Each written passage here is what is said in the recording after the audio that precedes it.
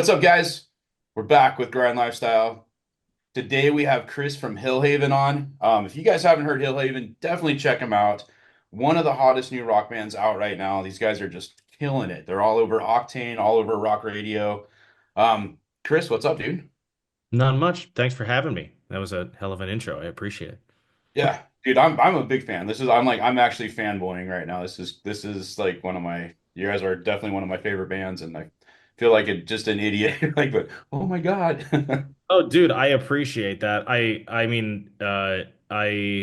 am historically terrible at taking compliments, so please don't mistake any of my interact or reactions for being for like not giving a shit or whatever. But my default state is like when if somebody says anything like that to me, I'm just like, oh, they don't know that they're wrong. You know. But no, I really do appreciate that. Yeah, no, I remember I was like coming home from the grocery store or something, and you guys came on Octane, and Jose Megan's just like, "Holy shit, these guys are the hottest new band," and just went into it. And then this time tomorrow comes on, and I'm like, "Damn!" So I had to do a deep dive when I got home, and I'm like, "Oh wow, these guys are really freaking good." So Thank you. kudos, Appreciate man. that. Yeah, Thank you. Thank you. Thank you. Yeah, Octane's been very good to us. Vinny and Jose have been real solid supporters since very early on, which I mean it's still very early on. We've only existed for a little over a year.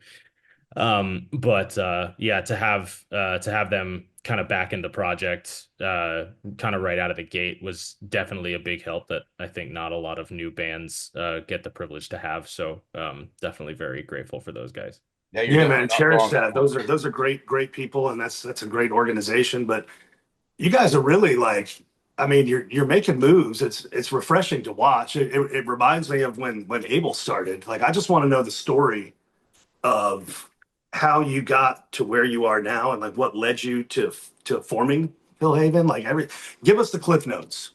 Sure. So, I mean, I've been touring professionally for about a decade at this point, just as a hired gun, playing guitar for different people.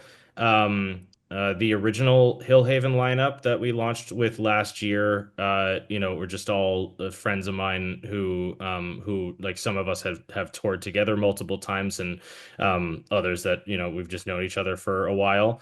And I had written a song. That was the first song that got put on Octane, which was called Gaps. And I had written it for a different band at the time. It was another band that I was kind of producing and playing in and trying to develop, and um, it just didn't that band didn't wind up using the song. And so I had this track that I was really stoked on, just kind of sitting on my hard drive. And it was also, I think the reason that it felt significant to me is because like I came up in like the death metal realm of things. So, and I've been primarily a guitar player. So I've been very confident in writing like instrumental stuff, but I had never gone like, from start to finish on an entire song, like with vocals and lyrics and everything. Because in the past, writing lyrics always felt kind of disingenuous, especially coming from the death metal world. There's a lot of like metaphor and intellect and like introspective shit, especially in like the progressive technical stuff.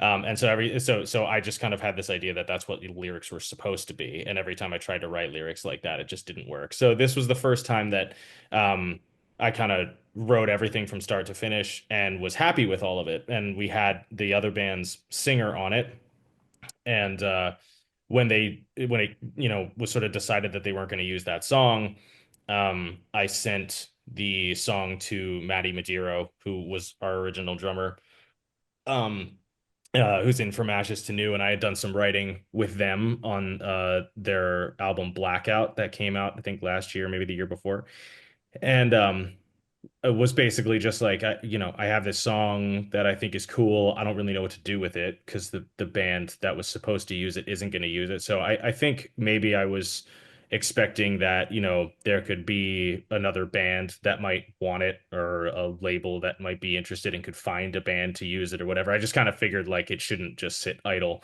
And he was the one that was like, maybe you should do something with this. And if you are and you want somebody to drum on it, like I think it would be cool. So that was kind of the first like inkling of the idea that this could be a new project.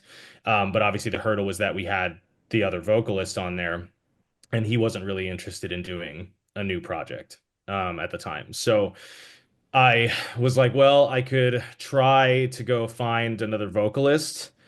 I don't have the slightest idea how to do that. Especially in the hard rock, like radio rock kind of space. I feel like I'm just going to be looking for somebody pretty and might wind up with an ego problem at some point, if it's somebody that I don't know. And if it's somebody that I do know who's a prominent singer of any kind, it's like, well, what's the likelihood that they're going to be interested in, whatever the fuck I'm doing, right? So I was like, okay, I'll try it. So I redid the vocals myself, and then I sent both versions off and and did like a blind taste test with a bunch of people. Basically, I just had it singer one and singer two. Can't remember which one I was. Um, but sent it to musician friends, sent it to producer friends, sent it to just casual listener friends whose taste I generally trust, and was just like, I didn't tell them one was me. I was just like, just tell me which vocalist you like the best. I'm trying to decide, you know, what to do with this song. And most of the votes actually wound up coming in my favor, which was very surprising for me because I think like a lot of people I didn't really like the sound of my own voice, especially at the time.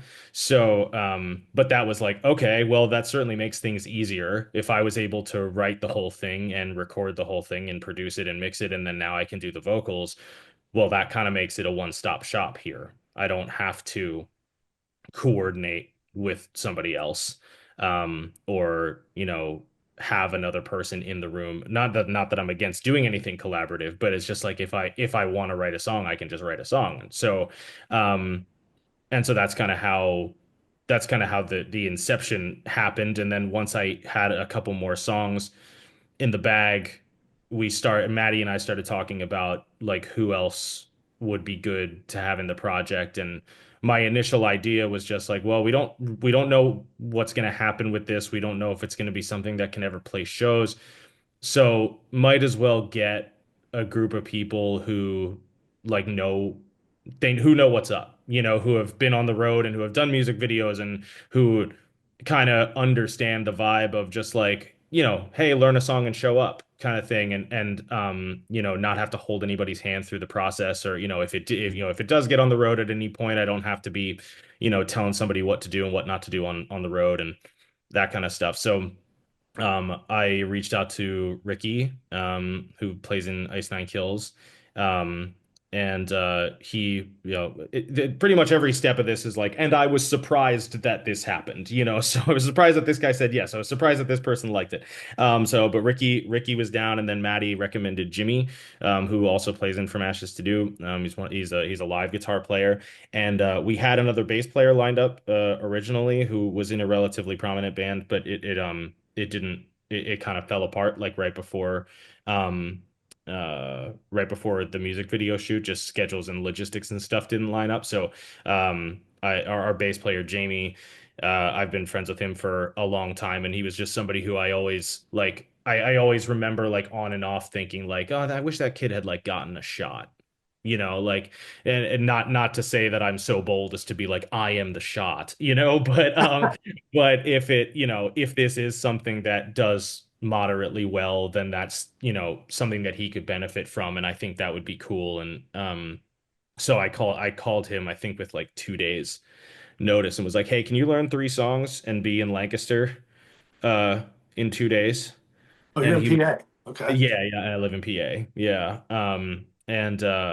And he was like, "Yeah, why?" And I was like, "Well, here are the songs. We're shooting music videos." And he was like, "Wait, who's singing?" I was like, "That's me. We'll talk about it later." And he was like, "Who else is doing this?" And I told him, he's like, "Wait, what?" Okay. Like, so it was kind of like a like a last minute like, "Hey, a bunch of people from bands that you listen to are part of this, and now you are too. Just make sure that you're here at 10 a.m. on, whatever the day was." But he was up for the challenge and he crushed it. So and he's actually the only one that's still in the current lineup. So he definitely has continued to kill it. Um, but yeah, so we rolled out 7 songs, I think. We did like a song a month from April through November.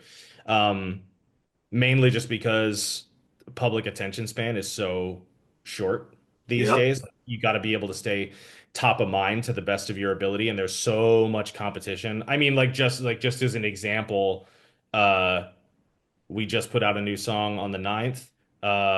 Ricky's band, not Ice Nine, but his band Hawk, put out a song that same day, which also went on Octane that same day. And Sleep Token dropped their album on May 9th as well. So it's just like everyone's constantly releasing music at the exact same time now. So like, the likelihood of cutting through the noise has diminished massively. So you want to be able to kind of keep the content flowing, and a lot of bands make the I don't want to necessarily call it a mistake because it's art and you should do what you want with it, but the bands who are like, hey, we're a new band, here's a single and here's the album. Well, you don't have anything left at that point. You don't have anything new to roll out. It's already all there, and so it's things like that tend to sort of fade into the background noise pretty quickly.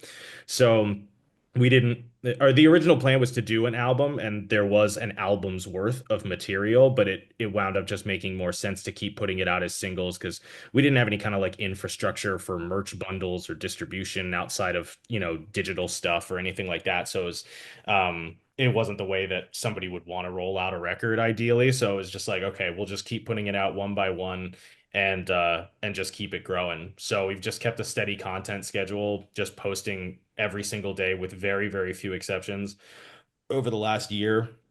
And I mean, the response has been surprisingly positive. And I say that not because I think the music is bad. Obviously, I wouldn't put it out if I thought it was bad, um, but the internet being the internet, I just expected at least one person to tell me to kill myself, and I haven't gotten one. So, um, so yeah, I mean, that's the basic cliff notes of how it started. But yeah, so we did our first show at the end of last year at a festival called Christmas Burns Red that August Burns Red puts on every year in Lancaster. And very grateful for them for putting us on that because they didn't have to.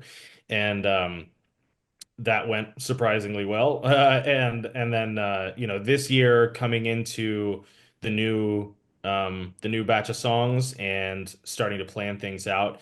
Unfortunately, but sort of unsurprisingly, schedules with 4 out of 5 people who tour full time and are constantly very busy. It was immediately apparent that like just getting everybody together for music videos was going to be next to impossible this Right. time. So it just became kind of an easier and more logistically sensible thing to um, amicably part ways with Ricky, Jimmy, and Maddie, and bring in a new group of Lineup. guys Yeah. who were just ready to kind of jump into it. So. And then they have that hunger too. Yeah, and I mean Chris and Zach, they're our new guitar player and drummer. They tour for a living as well. They're usually working on the technician side. Um, and like Zach works for Motionless in White, and Chris works for Falling in Reverse and Yellow Card, and like they've got some pretty solid resumes of their own. So they know what's up. They know how you have to handle yourself on tour. They're road dogs, so they don't have it's not like, they've been uh divas or anything like that.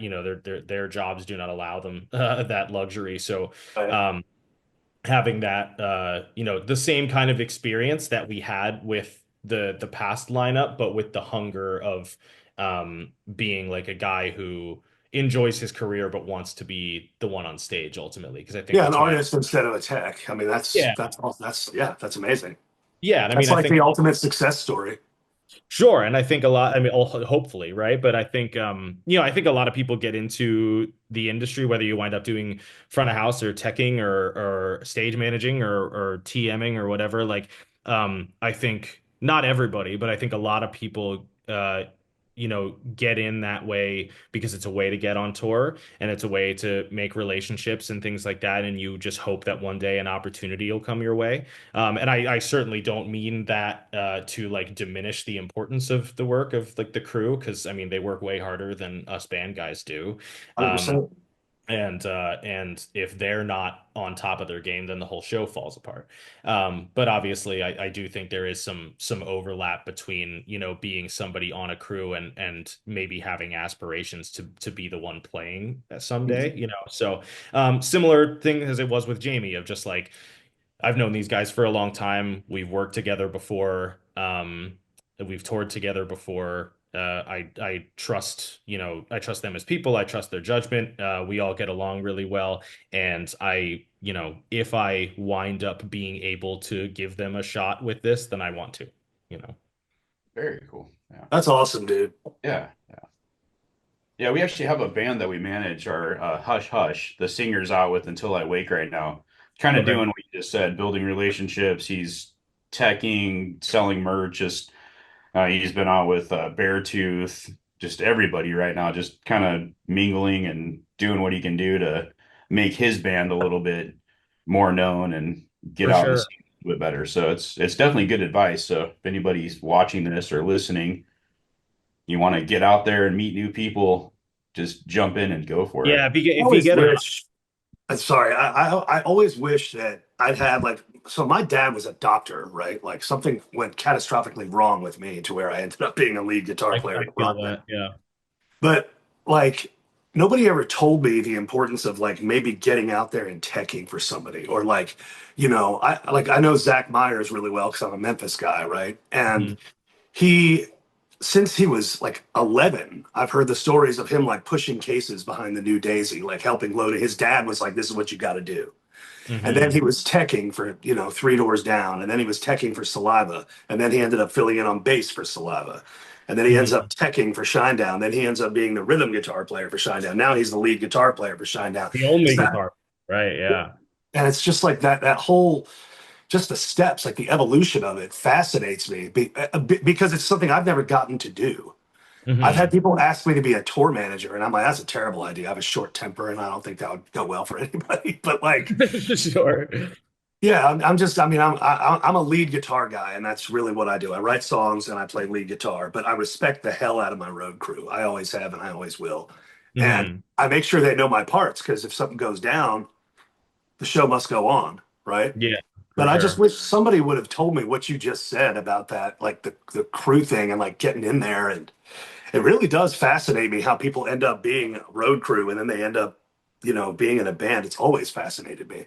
Well, and I think it also the dynamic of being on somebody's crew and then maybe changing jobs or leaving a gig or whatever is often a lot different than it is as a band member, right? Somebody who used to be in insert band name here, that exit from that band might not have been pretty, and obviously there still is the possibility that a tech or a TM or whatever left a gig in a disgruntled way, but oftentimes it's like a tech works for one band and then word of mouth gets around and then a bigger band offers them the same gig for more money, and the band that they work for is like, dude, go make your money.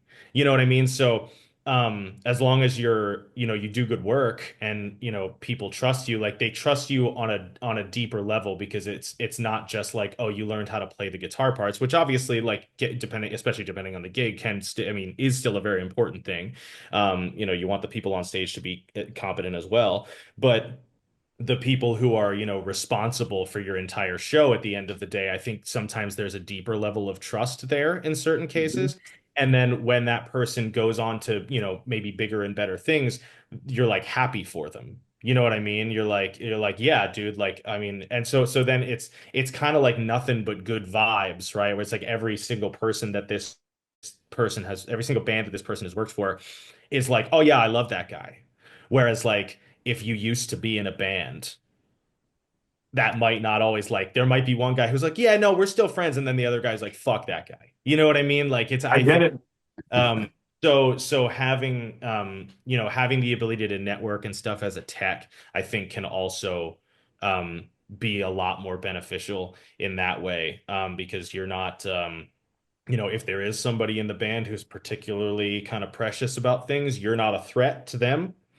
And if it's somebody, who has a good head on their shoulders or whatever and recognizes that you do good work, it's just like, yeah, this is somebody that like I know I can trust and I would recommend other people to trust. It's just not as it's like not as personal, I guess, but like it is, but it's not, like the trust is very deep and personal, but the decision to leave isn't because you're not changing the physical makeup of the band and potentially throwing some kind of curveball to the fan base or anything like that. Like it doesn't have the same repercussions when you have turnover on the crew side. And so I think there's traditionally a lot less like animosity in those situations, which is It's a always really good way to put it, dude. That's very insightful, actually. Yeah. What you got, Nick? I was gonna see if Johnny's got anything. He's been quiet the whole time. Oh, I was just listening. I mean, I'm listening, but sitting over here, like thinking of all the road crew and all the people, techs and everything that I've watched, and worked with or, um, started at my venue, and now they're, you know, doing huge stuff. Some of them are, like, a friend of mine, he started as an intern with me, worked his way up to lighting tech, got good at doing lighting tech, took a bigger gig out in Oklahoma, and it was kind of like, Scott was just saying, and Chris, like, yeah, dude, go make your money, go do your thing, and now he's the head lighting tech for Mayoli, which is like a huge, huge amphitheater act now, and it's like he started as an intern, with me 8 years ago, didn't know shit about anything and just kept working his way up and up. Um, and I was just thinking about that, how many techs I've seen that just continue to grow. And it's really like Chris was just saying, like, if you're doing good work and you're a good person to be around and you just kind of put your head down and like, you're trustworthy and you're getting your job done, like, it just seems like those people in those jobs, they just keep getting bigger and bigger work and clientele and everything like that. Um and I can completely see how I have a couple friends that, whether they be guitar techs or tour managers or whatever, and then they stepped in and jumped on, guitar bass to fill in, and then all of a sudden now they're the full-time, guitar player now or whatever. It's like I think there's a lot to be said there of just like finding that, harmonious relationship on the road of like nobody wants to deal with, big egos and people being difficult and all that stuff. And it's like, I feel like a tech that, knows the grind because the tech work is brutal a lot of the times. And like Chris was saying, it really makes or breaks the show. They're probably so stoked to be in that position that they would never want to fumble that, and it's No, like, that's a good point. I mean, as we all know, half of this business isn't your talent or your prowess. It's your vibe. yeah, Know how to read the room, know when to shut up, know when to talk, know when everybody's sick of you, it's time to leave. Know that when it's time to come back, they'll probably be stoked to see you. And then a lot of it is definitely read that room. But you just touched on something so good because that's what this podcast is. You mentioned grind. We are yeah, grind. It's like you just put your head down and do the work. It doesn't matter the excuses, and it's like that American dream. You can just keep building and building and building, yeah, but it doesn't mean you become a dick. yeah. That's another side of the grind thing. You look out for your friends, you honor the barter system. If you do something for somebody, like they might do something for you as well, and vice versa. Yeah, I fervently 100%. believe all of that.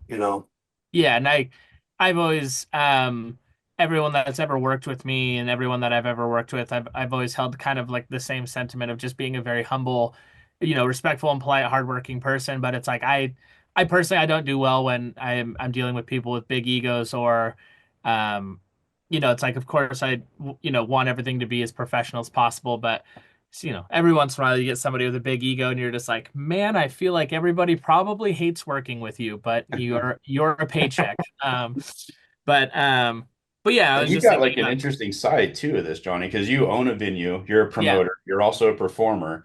So you see the whole I see world. all of it. Yeah, and it's Yeah. like I've also been, I've been playing shows and putting on shows since I was 14 years old. I've literally put on thousands and thousands of Mhm. concerts. I've worked with every artist under the sun. And I've seen all these egos and, dealt with all these people and, from tour managers to techs and the talent themselves and everything in between.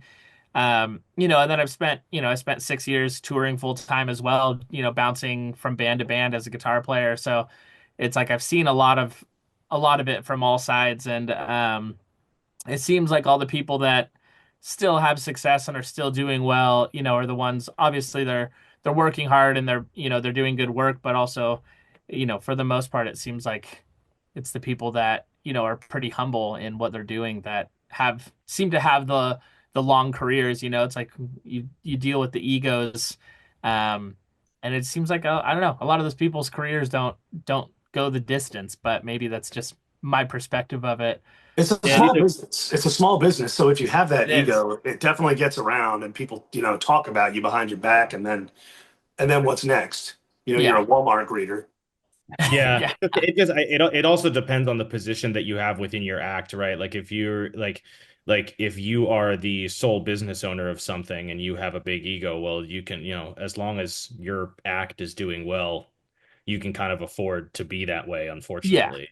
Like Yeah, and I think, I think it depends too on, it's like I also see the other side of it, some artists, you know, their ego isn't necessarily a bad thing in that they know that they have a high bar that has to be hit on many levels of things, and it's like in those cases, I'm like, no, I get it. Like, yeah, you might be hard about stuff, you might be very particular, you might be, like very little compromise on things, but you are, if you're a huge headlining act, you have to be, because your bar is higher than a bar of, somebody that only sells a couple hundred sure, tickets. yeah. Yeah, attention to detail is definitely an important thing. And I mean, I get like I could see how that could, potentially come across as an ego, but I think most people, who especially, like it's people like you, like in your case, that like people who know what they're doing, like they can differentiate between like, oh, this Yeah, person is setting a standard for what they're doing and this person's being a diva about something.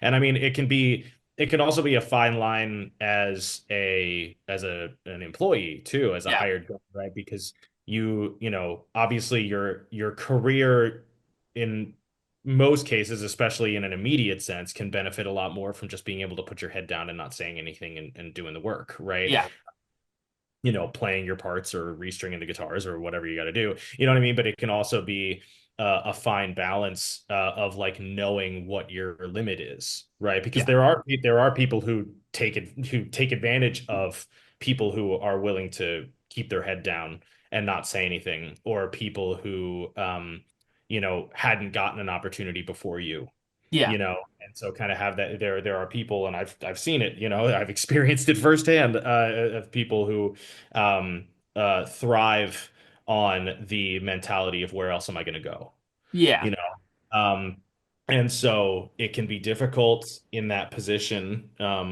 if you are somebody who is experiencing something like that and you start to recognize it. It can be a tough call, of like, do I stand up for myself and, like leave, or whether it's not leaving and just fighting whatever's happening, or, just like basically potentially putting your career at risk, or yeah, do I keep my head down and keep taking the paycheck? You know It's yeah, what a I mean? fine line right there. Yeah. Especially yeah, if the person that you're dealing with has a particular, we're talking about people with egos and stuff like that. If you're dealing with somebody who has a big ego and you are, you feel taken advantage of, or you're rubbed the wrong way by that, and you challenge that, that person's perception of that is likely to be, oh, well, your ego is out of control. yeah. You know what I mean? Which is often, poetically ironic. And It's Well said. interesting. Well said. um, but yeah, like it's a tough line to walk for sure, because you have to be thick-skinned, you have to be able to deal with difficult personalities. Yeah, Um, you have to be ready for all that kind of stuff. But when you get good at dealing with that kind of stuff, it can become very difficult to know where your line is. yeah, You know, And then there, you have the potential of being, I mean, I know guys who have been in, specific gigs for several years and are now getting to the point where they're just like, dude, I don't even see the like I just it just hit me yesterday that like I don't see the benefit of being here anymore. Like this is just such a toxic place. Yeah. That, like it's like, well, what have I? And then you have this whole crisis of like, what the fuck have I been doing for the last 10 years? You know what I mean? Like, Yeah. um, You so just yeah. summed up the last 2 years of my life, dude. That's fucked up. Dude, it happens, man. It's it's a fickle business, and the um the unfortunate reality around success is that success means more money, and when somebody starts seeing more money, they don't they don't want to give it up, Yeah. and like we all get that. Like, if you just if suddenly tomorrow, some distant family member dies and I inherit millions of dollars, and then somebody comes to me and they're like, well, I could really use 100 grand. I'm gonna be like, fuck you, it's mine. Like, Yeah. like you get precious. You're like, I just got this. I Yeah. don't want to give it away. You know what I mean? Like I work like it. Well, in an inheritance case, it doesn't really go. But I was gonna be like, I worked hard for this. But in that Yeah. case, like, but especially if it's the fruit of your labor, right? You've busted your ass for 10 years and you've clawed and bit your way to wherever you are, and now you're starting to make some money off of it, and then people that work with you or for you or whatever are just like, hey, also me. Yeah. I understand the sort of lizard brain uh tendency to be like, no, like, I Yeah. get it. My mom used like to always say, when you come from nothing and you get something, you think it's all yours. yeah, right. Well, even if you don't come from nothing, you know what I mean? Like Yeah. how many fucking rich kids have wound up, finding their own success, and then being shitty about it. Yeah. What I mean? Um, Like, so I get it. I get the impulse, but at the end of the day, like if you trust, and it's all within reason, right? Like, sometimes people will just stick their hand out and expect something for nothing, but, like the satisfaction that your employees feel is going to directly correlate to how well your production performs. 100%, dude. I mean, you got to take care of yours. I mean, but you got to make sure you keep yours tight, and they know the inner workings, and Yeah. Yeah. it's just a tricky business all the way around, man. I mean, that sentiment holds true in every walk of life, but our particular trade is very difficult. Yeah. Yeah. All Yeah. sides of it. I mean, coming from like, I own a venue and, put on tons and tons, hundreds of concerts a year.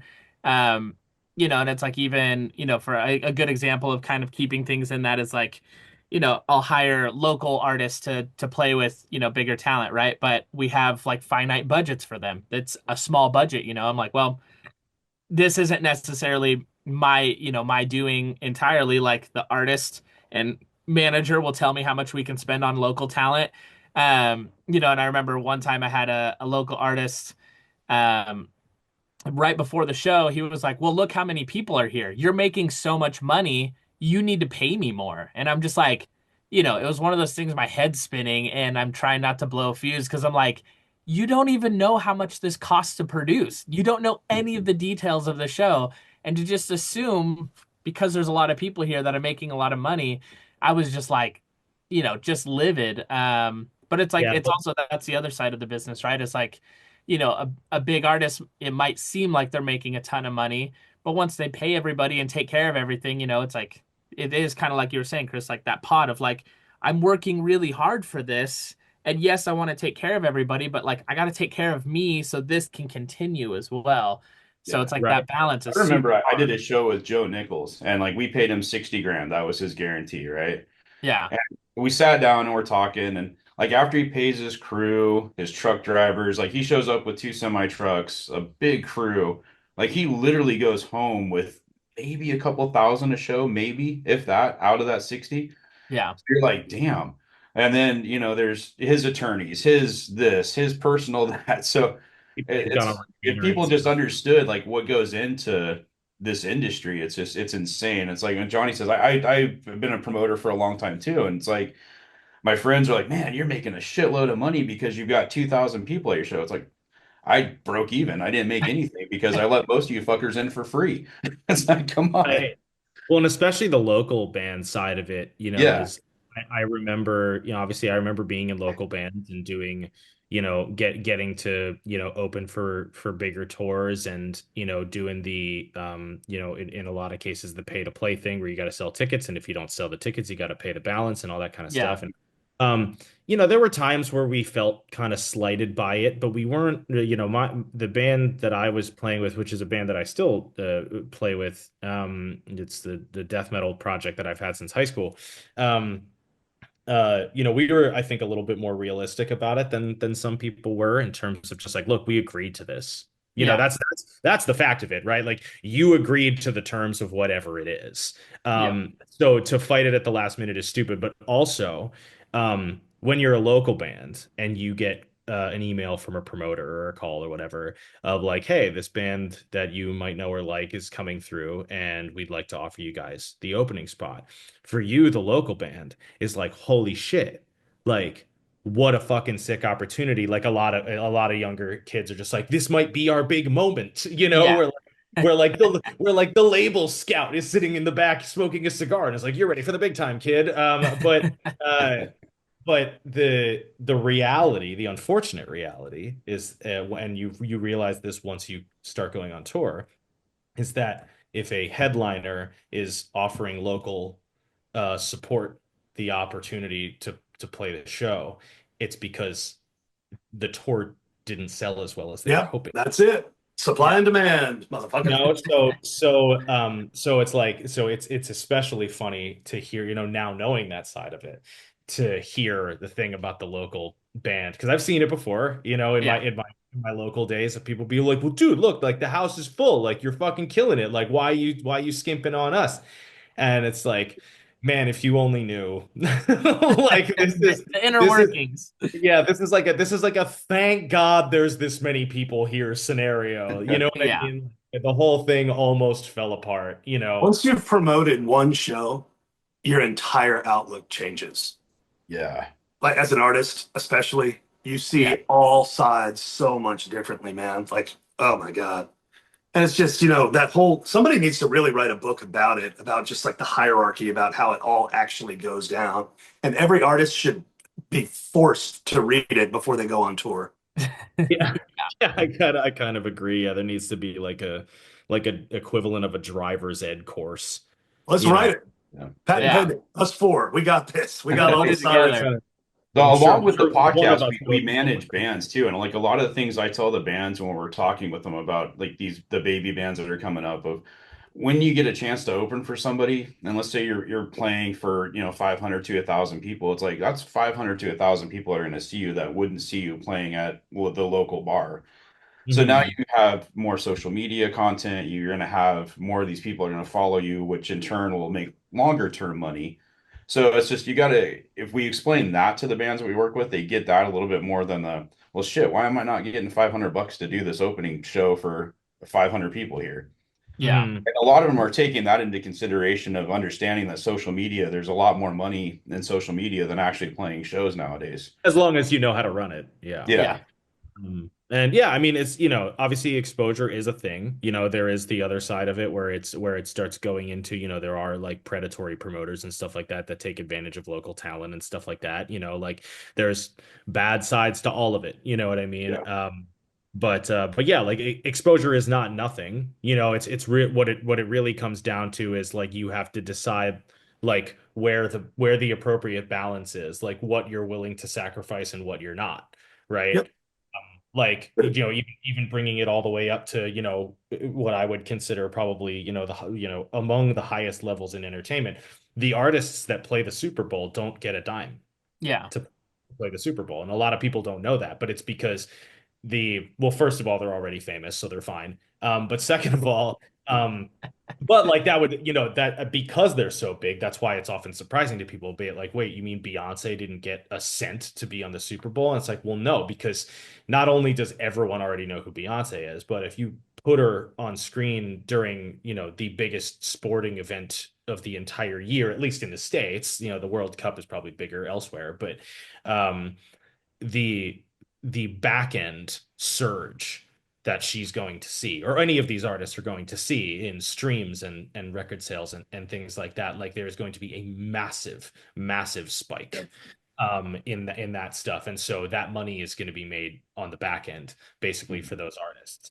Um, or theoretically, right, the label's probably going to take most of it, but yeah, so like there are even at the highest level, right, there are discussions of like what is it worth it to, like what's worth it to us or to me as an artist to sacrifice and what isn't, you know. Yeah. Yep. Well, so Yeah. we probably got to wrap this pretty soon. What is next for you? Yeah, that's a tough question. Like obviously, the goal is to get it on the road and stuff, and we're lucky enough that we have a good agency behind us. Right now the biggest hurdle is my personal touring schedule. I'm in, where am I right now? Frankfurt. Um, and so like I have a pretty busy touring schedule this year with my job. So um, we're probably looking at like late fall or early next year before we start hitting the road with this. But we've got some irons in the fire and some phone calls scheduled and all of those announcement coming soon kind of things that are in the works. But nothing, unfortunately, nothing specific that I can talk about. But yeah, we just started rolling out the new material. So the first track, Say My Name, just dropped on Friday the 9th. And the reception to that's been really positive so far, which I'm happy about. And we've got, a whole other kind of body of work this year that we're planning on rolling out. So there's going to be some more singles and music videos and stuff like that. So it's going to be, I think, a little bit more of a refined version of kind of what we were doing last year that will hopefully, ultimately culminate in something a little bit more tangible towards the end of the year once we have a better idea of what we're looking at. But being a new band, it's an uphill battle. The band has played one show.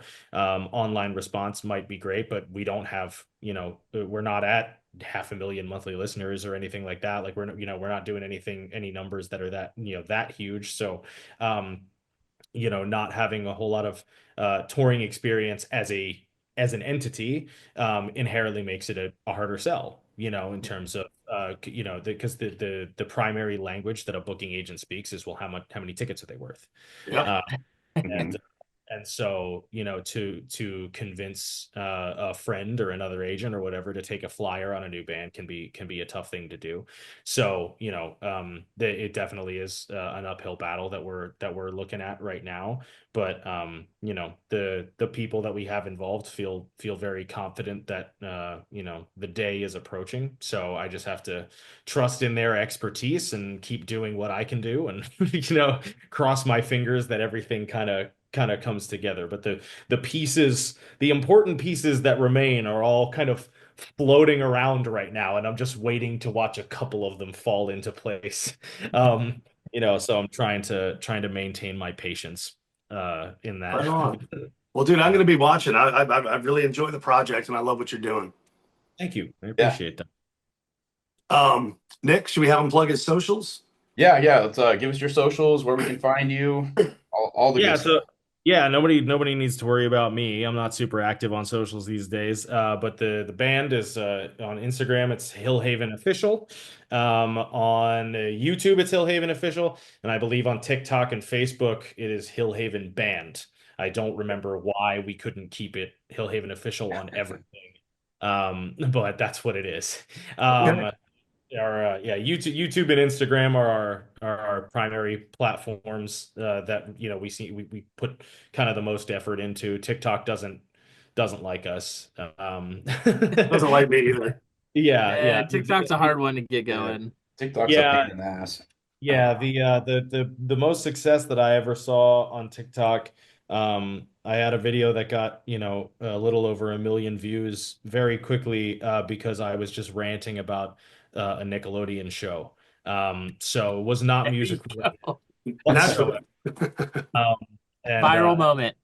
yeah, and so from then on, any music related thing that I would try to post on TikTok would just get absolutely no engagement because the algorithm is like, but you're not a musician, you're a would-be comedian, you know? So it Because doesn't they know recognize. us so well. Yeah, Yeah. exactly. It's like, well, everyone engaged with this and no one engaged in the thing about your band, so you must not be in a band. It's basically what TikTok thinks. So, but it's fine. I never understood that platform to begin with. So, but yeah, so I think that's, I believe, and you know, I think we are on Twitter and Threads and all these other things. I don't handle the social media side of things, so I don't remember all the platforms that we're on, but people can figure it out. I think just Hillhaven, do we got it. Yeah, we got it. Hillhaven, one word. Yeah, Hillhaven. And yeah, obviously on Spotify and stuff like that.